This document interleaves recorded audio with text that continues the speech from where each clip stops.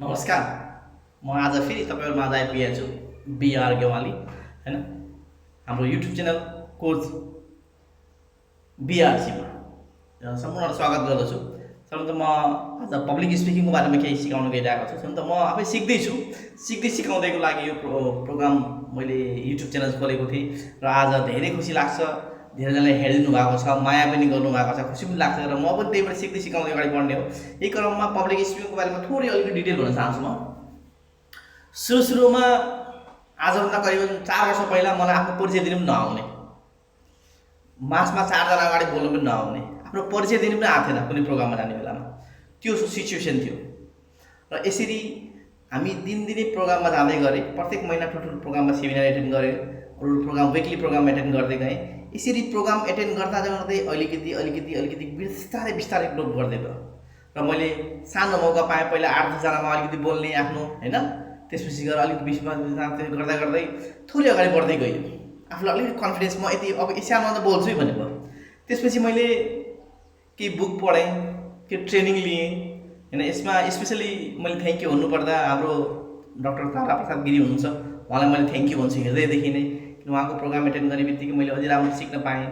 यही सिक्दै क्रममा सुरुमा केही अप्ठ्यारो पनि आयो र पैसा नभएको बेलामा हामी सिक्दै अगाडि गयौँ हैन। जे जति भए पनि र बिस्तारै तपाईँ सिक्दै जानुहुन्छ भने भनिन्छ नि, अवसर कतिखेर आउँछ थाहा हुँदैन क्या, मात्रै तपाईँ तयारी भएर बस्नुपर्ने हुन्छ। त्यही क्रममा के भयो भन्नुहुन्छ भने मैले तयारी गरिरहेको थिएँ, अवसर पाएको थिएन, ठुलो मञ्च पाएको थिएन, प्लेटफर्म पाएको थिएन। हामी सेमिनार हुन्छ हाम्रो सिएसएस प्रोग्राम, त्यसमा जसले होस्टिङ गर्नुहुन्थ्यो उहाँ आउनु भएन, ढिलो गर्नुभयो। म त अलरेडी टाइम 12 बजे प्रोग्राम थियो, म 11 बजे पुगिसकेको थिएँ है, 11:30 पुगिसकेको थिएँ म, तर उहाँ आइदिनु भएन। अरूजनाले सर तपाईँले गर्नुहोस् भन्नुभयो, ओके भने। सर के गर्नुपर्छ मलाई लेखिदिनुहोस् भने। हुन त मलाई फर्मेट त थाहा थियो पहिल्यै, हाम्रो ट्रेनिङमा पाएँ। त्यही पनि सरको त्यो प्रोग्रामको फर्मेट लिएँ, त्यसपछि सुरु गर्छु भने फर्स्ट टाइम ढोगेँ, अगाडि बढेँ है।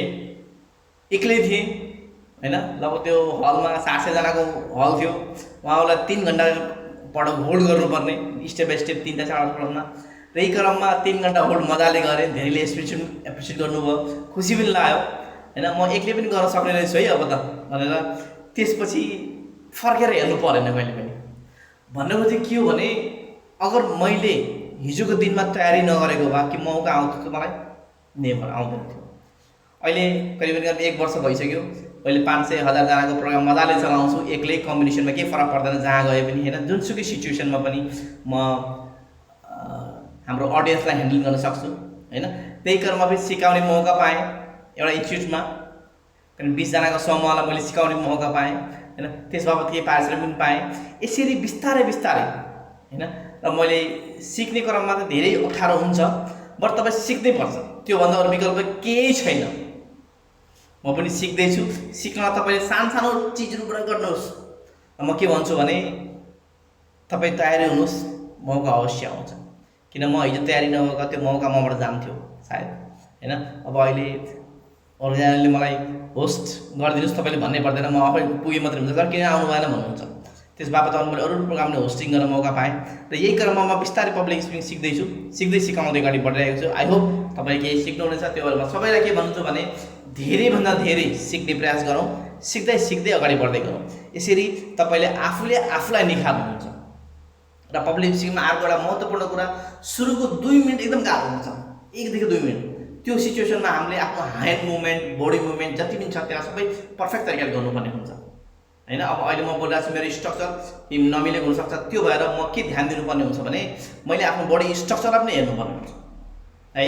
म कहाँ मुभमेन्ट गर्छु, कसरी गर्ने, कतिको फ्लो गर्ने, कतिको हाई गर्ने, यो सबमा गरेर मैले सिक्नुपर्ने हुन्छ। र गर्दा जानिन्छ, केही छैन। तपाईँ हामी सबै एकै हौँ, यो चाहिँ हामी ध्यान दिनुपर्ने छ। हस्, थ्याङ्क यू भेरी मच हेरिदिनु भएकोमा। आई होप तपाईँले लाइक र कमेन्ट गरिदिनु हुनेछ भन्ने आशा राख्दै। हस् त, धन्यवाद, थ्याङ्क यू।